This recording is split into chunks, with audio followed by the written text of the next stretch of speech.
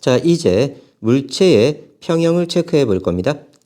자, 힘의 평형과 돌림힘의 평형이 이루어져야 물체의 평형이 이루어져요. 힘의 평형, 물체의 크기가 같고 방향이 반대인 두 힘이 작용하면 두 힘은 힘의 평형을 이룹니다. 물체에 작용하는 R자임이 0이 되는 거고요.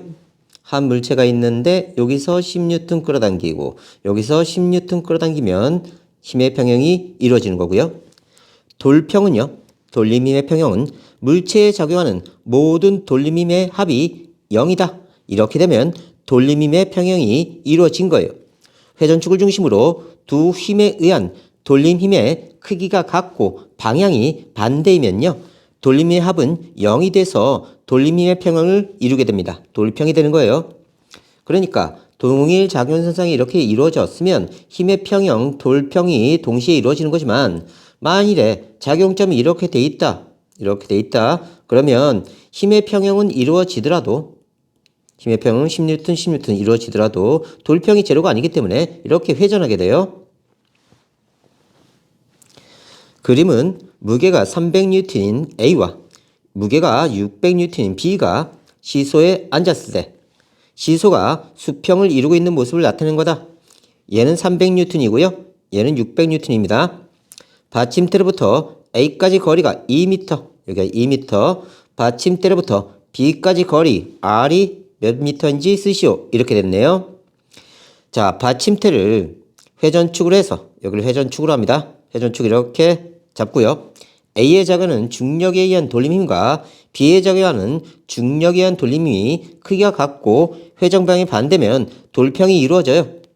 그러면 타우 A의 돌림힘은요, 2m, R 곱하기 F죠. 300N, 그러면 600Nm예요. 거리 R 곱하기 무게 600N이니까요. 타우 A와 타우 B가 같아야 되네요. 돌림힘이 같아야 돼요. 그러면 여기에 몇이 들어가야 되죠? 이게 같아야 되니까요. R은 1이 들어가면 됩니다. 그래서 여기가 1이 들어가면요, 600 곱하기 1 됐죠? 여기는요 300 곱하기 2, 그래서 돌림힘이 서로 같아지게 됩니다. 그러면 회전하지 않고 그대로 멈춰 있는 거예요. 힘의 평형과 돌림힘의 평형, 그와 같은 두 개의 힘이 같은 작용선상에 있지 않으면 돌림힘도 평형을 이루어야 평형 상태를 유지할 수 있습니다. 작용선이 이렇게 같은 경우에는요, 그러니까 작용선은요, 요 힘을 준 방향으로 선분을 연장했을 때, 이렇게 선분을 연장했을 때 동일한 위치에 있으면 작용선이 같은 겁니다. 같은 작용선상에서 크기가 같은 두 힘이 반대 방향으로 작용하면 R자임이 0이 되고요. 물체는 계속 정지해 있습니다.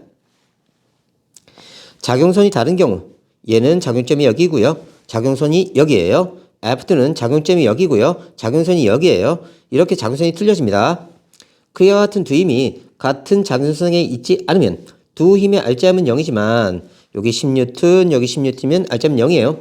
하지만 작용선이 같아지는 방향으로 물체는 회전운동을 하게 됩니다. 그래서 얘는 이렇게 회전하고요. 얘는 이렇게 회전해서 결국 작용선이 같아질 때까지 회전하게 돼요. 무게 중심의 위치는 그대로지만 돌림힘이 생겨서 물체가 회전하게 됩니다.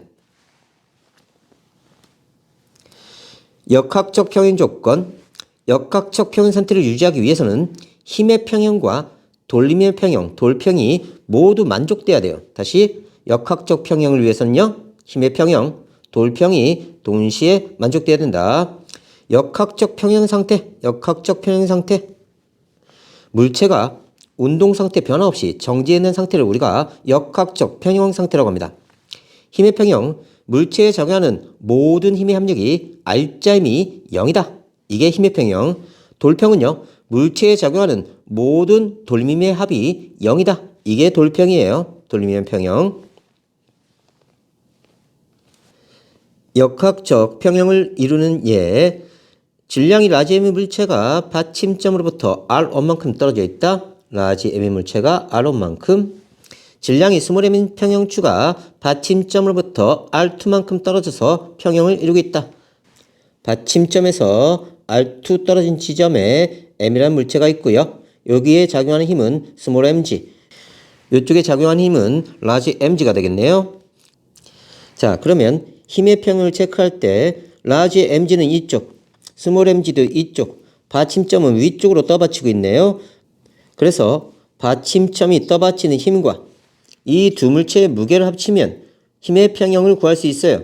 그래서 라지 mg 아래쪽, 스몰 mg 아래쪽, 받침점의 힘 위쪽. 그래서 라지 mg 플러스 스몰 mg가 받침점에 받는 힘 둘이 같다. 일단 이렇게 힘의 평형을 계산하고요.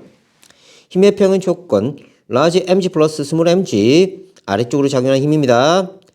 그 다음에 받침점의 수직항력 위쪽으로 작용하는 힘이에요. 둘의 합이 제로가 돼야 됩니다. 이게 힘의 평형.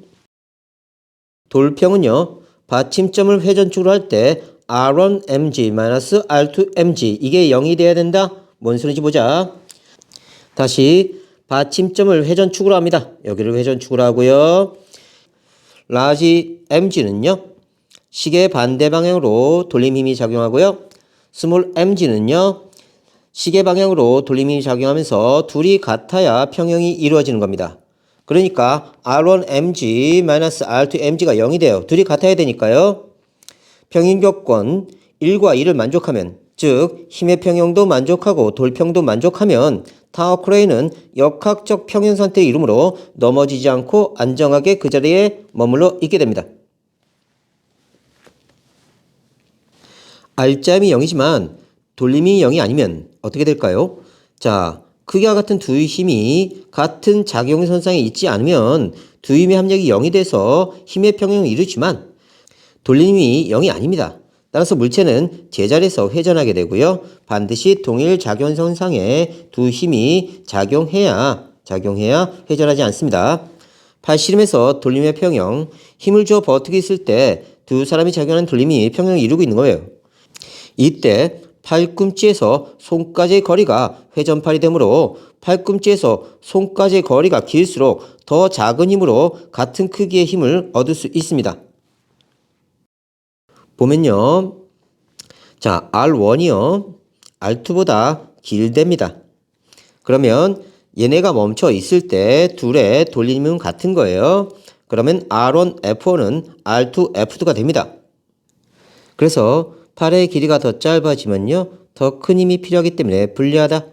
따라서 손목을 잡고 팔씨름을 할 때 손목을 잡히면요. 회전팔의 길이가 짧아지므로 불리하다. 이렇게 돌림으로 얘기할 수 있습니다. 주의해야 할 점은요. 역학적 평형과 안정성. 물체가 역학적 평형을 이룬다고 해서 항상 안정된 상태를 유지하는 것은 아니고요. 물체가 안정적이려면 역학적 평형 상태에서 벗어날 때 원래 위치로 돌아와야 됩니다. 뒤에서 배울 거예요.